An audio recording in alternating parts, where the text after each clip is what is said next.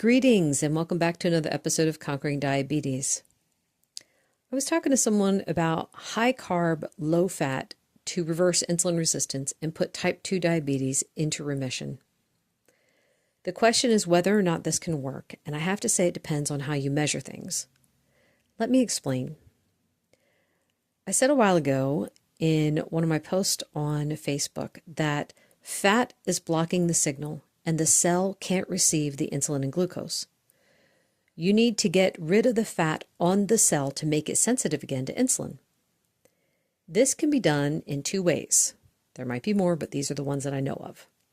One, the method that I recommend in my group is to drop your carb intake down to 30 total carbs or less per day.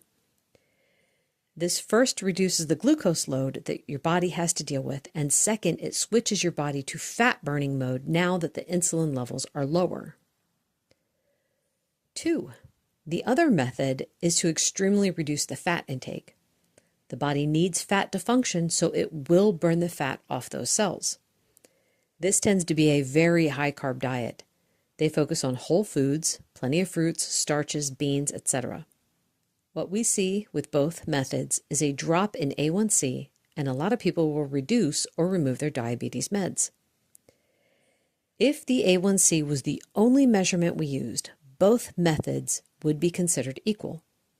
But in our group, we use another metric, daily blood sugars, both fasting and before and after meals. This is where things are very different. I've spoken to a lot of people using the low-fat method, and I ask for numbers. I get a variety of responses. Usually they say they don't test because it would distract from the overall picture. Depending on which program they're using, some people are told not to test at all.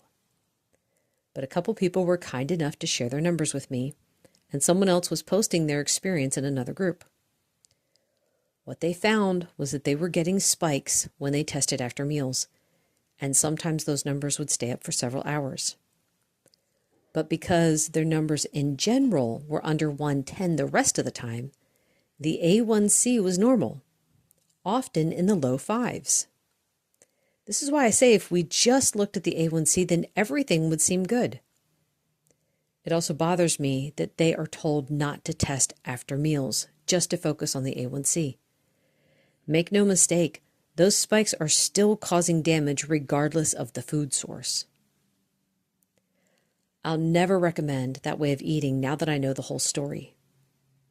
The person I was speaking with about it said they were going to give it a try while wearing a CGM, so hopefully they will see exactly what's going on. To me, it wouldn't be worth it. The beta cells are too precious to waste on that kind of experiment, not to mention the damage from the foods. My mom doesn't need any more health issues. Anyway, that's all for today. Thank you so much for listening. Bye.